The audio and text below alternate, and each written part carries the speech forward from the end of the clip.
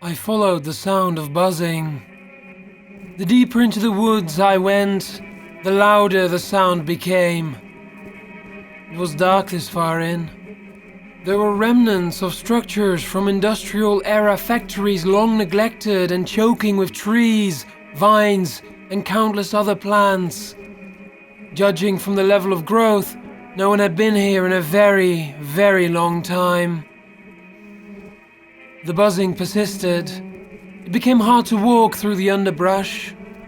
I spotted, or rather felt, a swarm of insects. They flew by my ear, paying me no attention, save for one. He flew into the back of my neck and instinctively stung me. I pulled his writhing body off my neck and studied him. A bumblebee, fat and covered with pollen.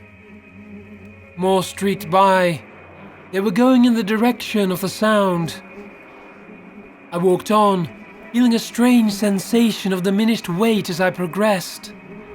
The steps became easier. I could leap through the brush with increasing ease, so long as it was in the direction of the buzzing. My attempts to walk backward were met with more resistance than I would have considered normal. I realized the plants were pointing toward the source of the buzzing, as if they'd grown that way. When I reached a clearing, there was an old, dilapidated warehouse at the center. Despite the trees no longer blocking the sun, the light was dim. I stared up into the buzzing sky and realized clouds of bees were pouring towards the warehouse. Countless thousands, countless millions, all flying toward the hole in the metal roof. Snowflakes of clumped pollen, likely shed from the bees' bodies, blew across the clearing and accumulated around the edges of the warehouse.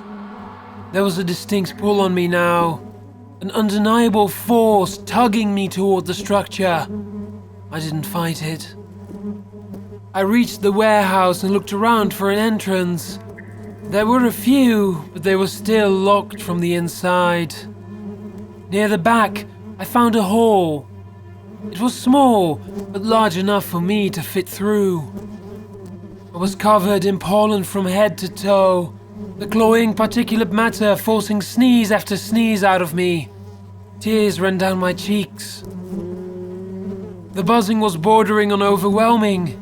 I'd entered a closet or maintenance area, so I still couldn't see what was happening. I opened the door and the force pulled the knob from my hand.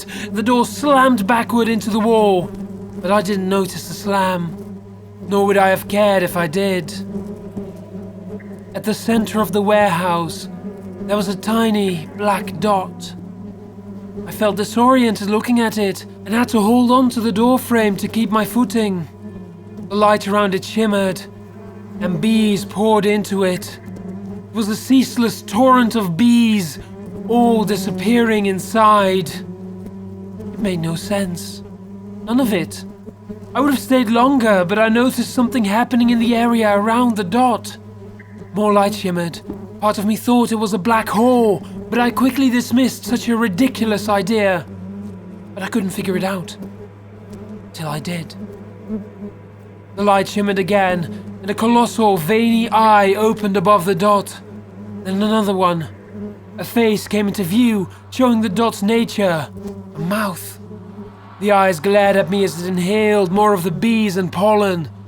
I turned and ran, fighting against the terrible suction until I was out of the clearing and far away. The bees never stopped flying toward the warehouse.